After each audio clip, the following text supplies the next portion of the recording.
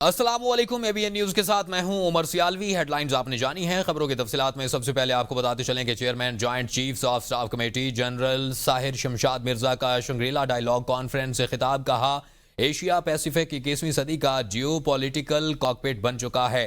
Crisis management mechanism आज भी इदारा जाती सतह पर गैर मसावी है। अदम एतमाद की फिजा में कोई मैकेनिज्म काम नहीं करता।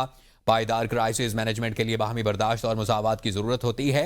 जनरल साहिर शमशाद मिर्जा ने मजीद कहा कि हमें इदारा जाती प्रोटोकॉल हॉटलाइंस की जरूरत है। नजरियाती या इलाकाई इख्तलाफात को दबाने से उन्हें हल नहीं किया जा सकता। जनूबी एशिया को एशिया पैसिफिक इस्तेहकाम की बातचीत से अलग नहीं करना चाहिए। जनूबी एशिया में गैर हल शुदा तनाज़ा कश्मीर मौजूद है। जनूबी एशिया में बहुत से तनाज़ात हैं जो कभी भी बेकाबू हो सकते हैं।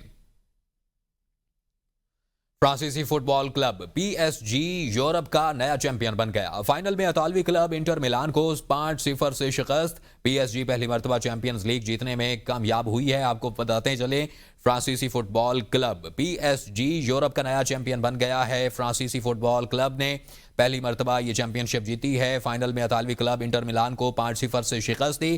फ्रांसीसी फुटबॉल क्लब पीएसजी यूरोप का नया चैंपियन बन गया। पीएसजी पहली मर्तबा चैंपियंस लीग जीतने में कामयाब हुआ है और फ्रांसीसी फुटबॉल क्लब पीएसजी यूरोप का नया चैंपियन बन गया। मुल्क की सूरत हाल से आपको आगाह करते चलें कि सदर नून लीग नवाज शरीफ का आइंदा चंद रोज में लंदन रवाना होने का इम्कान। पाकिस्तान मुस्लिम लीग नून के कायद और साबिक वजीर आजम नवाज शरीफ लंदन रवाना होंगे। इस राय के मुताबिक वो अपने बेटे हसन नवाज के हमरा जाएंगे, जहां वो मेडिकल चेकअप भी करवाएंगे। जराये के मुताबिक नवाज शरीफ लंदन में 2 हफ्ते क़याम करेंगे। नवाज शरीफ अप्रैल में लंदन से वापस पाकिस्तान पहुंचे थे। नवाज शरीफ लंदन में 2 हफ्ते क़याम करेंगे और आपको बताएं कि नवाज शरीफ दौरे के दौरान अपना मेडिकल चेकअप करवाएंगे। आपको बताते चलें कि नवाज शरीफ का आइंदा चंद रोज में लंदन रवाना होने का इम्कान है। हुकूमत की जानिब से पेट्रोल की कीमत में ₹1 फी लीटर इजाफा कर दिया गया। विफाकी वजारत खजाना ने पेट्रोलियम मसनूआत की नई कीमतों का नोटिफिकेशन जारी कर दिया। नोटिफिकेशन के मुताबिक पेट्रोल की कीमत ₹1 इजाफे के बाद ₹253.63 फी लीटर मुकर्रर, जबकि डीजल की कीमत ₹254.64 फी लीटर बरकरार रखी गई। पेट्रोलियम मसनूआत की नई कीमतों का इतलाक रात 12 बजे कर दिया गया। आपको बताएं कि पंजाब असम्बली के हल्का PP 52 समड़ियाल में ज़िमनी इंतखाब का दंगल आज सजेगा। PTI के हिमायत याफ्ता फाखिर निशात घुम्मन और नून लीगी उम्मीदवार हिना अरशद आमने सामने होंगे। दोनों सियासी हरीफों के दरमियान सख्त मुकाबले की तवक्को है। हल्का PP 52 में ज़िमनी इंतखाब की तमाम तैयारियां मुकम्मल कर ली गई हैं। हल्के में 185 पोलिंग स्टेशन कायम किए गए हैं, जिनमें से 11 को इंतहाई हसास, 38 को हसास और 136 को नॉर्मल करार दिया गया है। समड़ियाल में रिटर्निंग ऑफिसर दफ्तर जाने वाली सड़क को कंटेनर लगाकर बंद कर दिया गया। RO ऑफिस के इतराफ भी कंटेनर रख दिए गए हैं। इंतजामिया ने सिक्योरिटी वजूहात की बिना पर किसी भी गैर मुतलका फर्द के दाखिले पर पाबंदी आयद कर दी है। पानी हमारी रेड लाइन, भारत को उसे हथियार बनाने नहीं देंगे। वज़ीर आज़म शहबाज शरीफ का command and staff college Quetta में अफसरान से खिताब। कहा, भारत ने जारहियत दिखाई, हमने 1971 का बदला ले लिया। पाकिस्तान ने भारतीय जारहियत का जवाब देकर 6 जंगी तैयारे गिराए। एयरफोर्स ने तारीखी कारनामा अंजाम देते हुए 7 हाई वैल्यू टारगेट को निशाना बनाया। पाकिस्तान को दरपेश खतरात रवायती मैदान जंग तक महदूद नहीं। पाकिस्तान ने हालिया भारतीय जारहियत का सिर्फ जवाब नहीं बल्कि बाजी ही पलट दी है। भारत को सफारती और अस्करी दोनों महाजों पर शिकस्त का सामना करना पड़ा। Both on the ground and in the air left India completely baffled and shell-shocked, particularly after its Air Force lost several of their highly prized aircrafts. That very early morning, I received a call from Field Marshal Syed Asim Munir. He sounded calm, poised, yet confident and fully prepared. Surely he has entirely earned the rare title of Bharat ने पाकिस्तान के हाथों तैयारों की तबाही का एतराफ कर लिया। भारतीय फौज के आला तरीन ओहदेदार चीफ ऑफ डिफेंस स्टाफ ने ब्लूमबर्ग से गुफ्तगू में मान लिया कि भारत के तैयारे तबाह हुए थे। जनरल अनिल चौहान ने तस्लीम किया कि पाकिस्तान से झड़पों में भारत के चंद तैयारे गिरे, लेकिन साथ ही ये नाकाम जवाब पेश करने की कोशिश की कि तैयारों का गिरना अहम नहीं, असल बात यह है कि तैयारे क्यों गिरे। सहाफी के सवाल के बावजूद भारतीय चीफ ऑफ डिफेंस का तैयारों की तादाद बताने से भी इनकार। वज़ीर आला बलोचिस्तान मीर सरफराज बुगटी कहते हैं कि दहशतगर्दी में मुलविस लोग एक मुख्तसर टोला है। दहशतगर्दों का किसी भी कौम से ताल्लुक नहीं, वो सिर्फ दहशतगर्द हैं। पाकिस्तान को भारत के खिलाफ अजीम कामयाबी मिली है। बलोचिस्तान के अवाम पाक फौज को खिराज तहसीन पेश करते हैं। सबको मुत्तहिद करना वज़ीर आज़म की सियासी बसीरत का सबूत है। देखा कि जो अजीम शान कामयाबी जिस तरीके से आपने दुश्मन के दांत जिस बसीरत के साथ, जिस दलेरी के साथ, जिस गैरत के साथ खट्टे किए हैं, पूरी बलूचिस्तान के लोग इसमें आपको न सिर्फ कामयाबी देते हैं बल्कि इस खुशी में हमने पूरे बलूचिस्तान के तूल व अर्ज़ में देखा कि लोगों ने इस खुशी को सेलिब्रेट किया। ये जो दहशतगर्दी है जिससे बलूचिस्तान मुतासिर हो रहा है, ये सिर्फ एक टोला है। हम आज इस जिरगे के जरिए ऐलान करना चाहते हैं कि इनका ना बलूचियत से कोई ताल्लुक है, ना ये बलोच हैं, ये सिर्फ दहशतगर्द हैं। शहीद एडिशनल डेप्यूटी कमिश्नर सुराब हिदायतुल्लाह बुलेदी को आबाई कब्रिस्तान में सुपुर्द खाक कर दिया गया। शहीद के जस्ते खाकी को मुकामी लीवीज के चाको चौबंद दस्ते ने सलामी पेश की। हिदायतुल्लाह बुलेदी ने गुज़श्ता रोज दहशतगर्दों के साथ लड़ते हुए जामे शहादत नोश किया। नमाज जनाजा में वज़ीर आला Balochistan Mir Sarfaraz Bugti, commander Balochistan core lieutenant general राहत नसीम अहमद खान, सूबाई वज़रा, IGFC चीफ सेक्रेटरी और IG पुलिस बलोचिस्तान समेत सिविल और मिलिट्री हुकाम ने शिरकत की। नमाज जनाजा के बाद शहीद का जस्ते खाकी आबाई इलाके रवाना कर दिया गया। सदर, वज़ीर आज़म और वज़ीर दाखिला की दहशतगर्दों के बुज़दिलाना हमले की मज़म्मत, वाक़े के जिम्मेदारान को करार वाकई सजा दिलवाने के अज़्म का इजहार। शाबाश अरशद नदीम, शाबाश। कौम का सर एक बार फिर फखर से बुलंद कर दिया। Asian athletics championship javelin throw final में अरशद नदीम ने पाकिस्तान को एक और गोल्ड मेडल जितवा दिया। पाकिस्तान के अरशद नदीम 86.40 मीटर की थ्रो फेंक कर फातेह करार पाए। 3 थ्रो सबसे लंबी फेंक कर अरशद नदीम ने गोल्ड मेडल अपने नाम किया। अरशद नदीम ने पहली थ्रो 75.64 और दूसरी 76.80 मीटर की फेंकी है और अरशद नदीम ने तीसरी थ्रो 85.57 और चौथी थ्रो 83.99 मीटर की फेंकी। शानदार फतेह पर अरशद नदीम ने सजदा शुक्र अदा किया। पाकिस्तान ने 52 साल बाद Asian athletics championship gold medal जीत लिया। 1973 में मोहम्मद यूनुस और अल्लाह दाद पाकिस्तान के लिए गोल्ड मेडल जीत कर लाए थे। अरशद नदीम की एशियन एथलेटिक्स चैंपियनशिप में गोल्ड मेडल जीतने पर कौम को मुबारकबाद। कौमी एथलीट ने कहा कि भरपूर सपोर्ट और दुआओं पर पूरी कौम का शुक्रगुजार हूं। इस कामयाबी पर जितना भी शुक्र अदा करूं कम है। कामयाबी का क्रेडिट पूरी पाकिस्तानी कौम, पंजाब स्पोर्ट्स बोर्ड और दीगर को जाता है। आने वाले इवेंट्स में भरपूर तैयारी करूंगा। नौजवानों को पैगाम है कि मेहनत करें। कोई भी खेल हो, मेहनत जरूरी है। अल्लाह ताला कामयाबी देता है। अरशद नदीम की जीत पूरी कौम की जीत। मुल्क भर में जश्न। अरशद नदीम के घर में भंगड़े, वालिद का ढोल की थाप पर रक्स, खुशी से फूले न समाए। बेटे की कामयाबी को पूरी कौम की फतेह करार दिया। मुल्क के मुख्तलिफ इलाकों में शायकीन की जानिब से खुशी का इजहार, मिठाइयां बांटी गईं। अरशद नदीम को गोल्ड मेडल मुबारक। पूरी कौम की तरह अरशद नदीम के अहल खाना खुशी से निहाल। घर में जश्न का समा। वालिदैन ने अजीम कामयाबी पर शुक्र अदा किया। उनकी वालिदा का कहना था, ये फतेह पूरी कौम की फतेह है। सबका शुक्रिया जो मेरे बेटे के लिए दुआएं की। अरशद नदीम की वालिदा का कहना था कि ये सिर्फ उनका नहीं, पूरी कौम का एजाज है।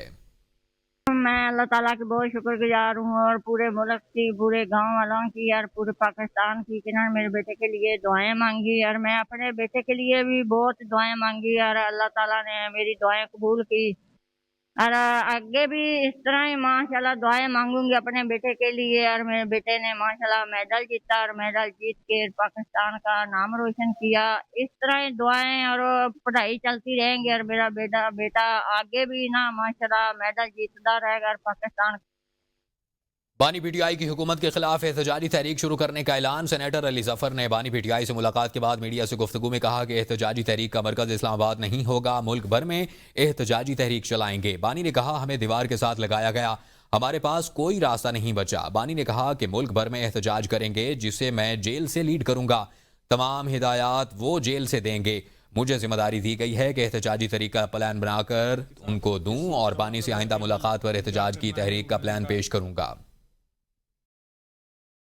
और उन्होंने कहा कि अब हमें इतना दीवार के साथ लगा दिया गया है कि हमारे पास कोई ऑप्शन नहीं, कोई अब हम और कुछ नहीं कर सकते सिवाय इसके कि हम अब सड़कों पे आएँ, गलियों में आएँ और जगह जगह हम एहतजाज करें पूरे पाकिस्तान में। और उसके लिए उन्होंने कहा है कि मैं उसको लीड करूंगा यहाँ से जेल से एज चेयरमैन मैं डील करूंगा उसके साथ। इसको किस इसका तरह उसका मतलब है- रद्द-ए-अमल क्या करना है, उन्होंने कहा मुझे कहा है कि उसका मैं प्लान बना के उनको बताऊं, जो मेरी अगली मीटिंग में मैं उनको बताऊंगा। बानी पीटीआई 2 से 3 साल तक जेल से बाहर आते नजर नहीं आ रहे। वजीर आजम के मुशीर राना सनाउल्लाह कहते हैं कि बहुत मुकदमात हैं, बानी पीटीआई का जेल से बाहर आना बहुत मुश्किल है। कुछ मुकदमात में बानी पीटीआई को सजा हो चुकी और कुछ में हो जाएगी। उन्होंने कहा कि बेशक फरीकैन अपने मौक़िफ़ पर कायम रहें, लेकिन मुज़ाकरात होने चाहिए। बानी पीटीआई का फलसफा है कि वो मुखालिफ को फरीक नहीं बल्कि दुश्मन समझते हैं। पीटीआई चाहती है कि 2016 और 2018 की तरह उनसे मामलात तय किए जाएं। अभी बाज़ाब्ता तौर पर कोई मुज़ाकरात नहीं हो रहे। एहतजाजी तहरीक शुरू करने का ऐलान बानी पीटीआई खुद करेंगे। मुशीर इत्तलात बैरिस्टर सैफ का कहना है वफाकी हुकूमत को इंतकामी हथकंडों से कुछ हासिल नहीं होगा। अगर बानी पीटीआई को जेल से निकाल दिया जाए तो हुकूमत बेहतर अंदाज में चल सकती है। उनका कहना था कि मुल्क में सियासी अदम इस्तेहकाम की सूरत में हाल में बेहतर नहीं होंगे। बानी पीटीआई को जेल में रखने से उनकी मकबूलियत में कमी नहीं आएगी।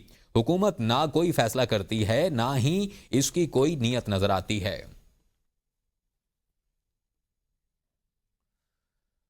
इस्लामाबाद इंसदाद दहशतगर्दी अदालत ने 9 मई मुकदमे में थाना पर हमला जलाओ घिराव केस का तफसीली फैसला जारी कर दिया। अदालत ने पीटीआई एमएनए अब्दुल लतीफ, साबिक एमपीए वजीर ज़ादा कैलाशी और वर्कर्स के पुरतशद्दुद एहतजाज को दहशतगर्दी करार दे दिया। सजा पाने वालों में नौशहरा से जरियाब खान, पाराशनार से मोहम्मद अकरम और मीरा खान, मर्दान से सैमुअल रॉबर्ट, हरीपुर से अब्दुल बासित, सरगोदा से शान अली, बाग से शाहजेब बी, इस्लामाबाद में मुकीम अफगानिस्तान से ताल्लुक रखने वाले मोहम्मद यूसुफ, मानसेरा से सुहेल खान शामिल हैं। इंसदाद दहशतगर्दी अदालत ने 42 सफ़हात को तफसीली फैसला जारी कर दिया।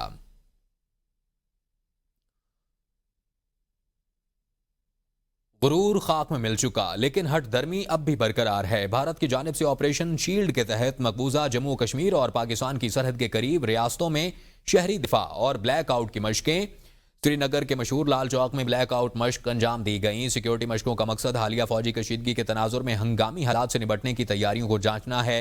ये मशकें पंजाब, राजस्थान, गुजरात, हरियाणा और चंडीगढ़ में की गईं। भारत की आबी दहशतगर्दी जोर पकड़ती जा रही है। भारत से पाकिस्तान में दाखिल होने वाले दरियाए चनाब के बहाव में मजीद कमी हो गई। रिपोर्ट के मुताबिक गुज़श्ता रोज के मुकाबले हेडमराला में दरियाए चनाब के मुकाम पर पानी की आमद में 37,600 क्यूसेक की मजीद कमी रिकॉर्ड की गई है। हेडमराला के मुकाम पर दरियाए चनाब में पानी के अखराज 0 क्यूसेक हो गया। 2 रोज में हेडमराला में दरियाए चनाब के मुकाम पर पानी की आमद में 91,000 क्यूसेक की कमी रिकॉर्ड की गई है। आज हेडमराला के मुकाम पर दरियाए चनाब में पानी की आमद 7,200 क्यूसेक रह गई। हेडमराला के मुकाम पर दरियाए चनाब में गुज़श्ता रोज पानी की आमद 44,800 क्यूसेक थी। हेडमराला के मुकाम पर दरियाए चनाब में 2 रोज कबल पानी की आमद 98,200 क्यूसेक थी। भारतीय फौज का एतराफी बयान। पाकिस्तान ने भारतीय तैयारे गिराए थे। कांग्रेस रहनुमा उत्तम कुमार रेड्डी ने मोदी को आड़े हाथों ले लिया।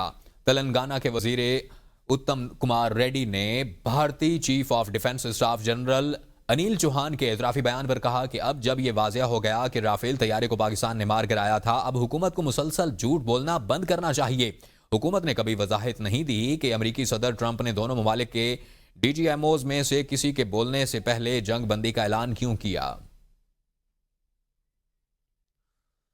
भारत का एक और झूठ पकड़ा गया। शशि थ्रोवर की जानिब से कोलंबिया का पाकिस्तान के हक में बयान वापस लेने का दावा गलत निकला। कोलंबिया की वजारत खारजा का बयान अब भी उनके सोशल मीडिया अकाउंट पर मौजूद है। बयान में कोलंबिया ने पाकिस्तान में भारतीय हमलों से अमवात पर अफसोस और हमदर्दी का इजहार किया था और मसाइल को बातचीत से हल करने पर जोर दिया था। शशि थ्रोवर ने दावा किया कि कोलंबिया की नायब वजीर ने बताया कि उनके मुल्क ने बयान वापस ले लिया है। कोलंबिया की वजारत खारजा ने इस दावे की तस्दीक नहीं की और यह बयान ताहाल कोलंबियन वजारत खारजा के एक्स अकाउंट पर मौजूद है। वज़ीर आज़म शहबाज शरीफ ने कहा है कि हुकूमत करप्शन के खिलाफ जीरो टॉलरेंस की पॉलिसी पर अमल पैरा है और वक्त आ गया है कि चैलेंजेस को कबूल करके आगे बढ़ाया जाए। IMF के साथ कामयाब मुज़ाकरात से मईशत को इस्तेहकाम मिला है। महंगाई की शरह 38% से कम होकर सिंगल डिजिट में आ गई है। रेवेन्यू कलेक्शन में 28% इजाफा हुआ है। मईशत में बेहतरी से आम आदमी की जिंदगी में मुस्बत तब्दीली आई है। वज़ीर आज़म ने कहा कि मुल्क में सालाना 500 अरब रुपए की बिजली चोरी होती है। स्मगलिंग मईशत के लिए कैंसर जैसा मसला बन चुकी है। हुकूमत ने स्मगलिंग पर काबू पाया और मईशत को इस्तेहकाम दिया। वज़ीर आज़म ने क्रिप्टो और ब्लॉकचेन टेक्नोलॉजी के इजरा का भी ऐलान किया। In July 2023, we were able to sign a standby agreement with IMF, which averted an impending economic meltdown. Inflation has plummeted from 38% to 0.3%. Our revenue collection is more than 28% than last year. Zero tolerance for corruption. Now is the time to stand up and accept the challenge. We are moving in crypto and blockchain technologies. आपको बताएं कि वज़ीर आला पंजाब मरियम नवाज शरीफ ने housing society की registration के लिए गैर ज़रूरी NOC के इजरा का निज़ाम ख़त्म करने का हुक्म दे दिया। आला सतह इजलास में पंजाब में पहली मरतबा हाउसिंग सेक्टर को डिजिटलाइज करने का फैसला किया गया है। वज़ीर आला पंजाब मरियम नवाज शरीफ की ज़ेर सदारत खुसूसी इजलास में गैर कानूनी हाउसिंग सोसाइटीज़ को रेगुलराइज करने के मैकेनिज़्म पर गौर किया गया। इजलास में गैर कानूनी हाउसिंग स्कीमों की रेगुलराइजेशन के लिए आला सतह की कमेटी बनाने पर इत्तफाक किया गया। डॉक्यूमेंट्स अपलोड करने के बाद NOC फीसें भी ऑनलाइन अदा होंगी। वज़ीर आला मरियम नवाज का कहना था कि गरीब लोगों से पैसे ले लिए जाते हैं और प्लॉट नहीं मिलते। गैर कानूनी हाउसिंग सोसाइटीज़ के क़याम में सरकारी महकमे भी बराबर के जिम्मेदार हैं। जब गैर कानूनी हाउसिंग सोसाइटीज़ बन रही थीं तो मुतल्लिका इदारों ने क्यों आंखें बंद कर रखी थीं? जो हाउसिंग स्कीमें बन चुकी हैं तो कानून के मुताबिक जल्द अज जल्द उनका मसला भी हल होना चाहिए ताकि अवाम को रिलीफ मिले। सिंध का महकमा खुराक रवा माली साल में गंदम की खरीदारी का हदफ पूरा न कर सका, जिसके बायस सूबे को 2024 में गंदम की शदीद किल्लत का सामना करना पड़ा। ऑडिटर जनरल की रिपोर्ट में इंकशाफ किया गया है कि माली साल 2023 में गंदम खरीदारी का 14 लाख मैट्रिक टन का हदफ मुकर्रर किया गया था, जिसके लिए सूबे भर में 500 मराकज़ कायम किए गए और फूड कंट्रोलर को मजमूई तौर पर 32 अरब 2 करोड़ रुपए से ज्यादा के फंड्स जारी किए गए। ताहम हैदराबाद, सक्खर, उमरकोट और जामशोरों के अफसरान मुकर्ररा हदफ हासिल करने में नाकाम रहे, जिसके बायस 2024 में गंदम की शदीद किल्लत पैदा हुई और हुकूमत को महंगी गंदम ओपन मार्केट से खरीदना पड़ी। रिपोर्ट में शहीद बेनज़ीराबाद में 12,000 से जायद मैट्रिक टन सरकारी गंदम की निजी मकाम पर मुंतकिली और 1 अरब 27 करोड़ रुपए के नुकसान का भी इंकशाफ किया गया है। ऑडिटर जनरल ने गंदम महंगी होने और बहरान का जिम्मेदार महकमा खुराक को करार देते हुए मुतल्लिका अफसरान के खिलाफ कार्रवाई की सिफारिश की है।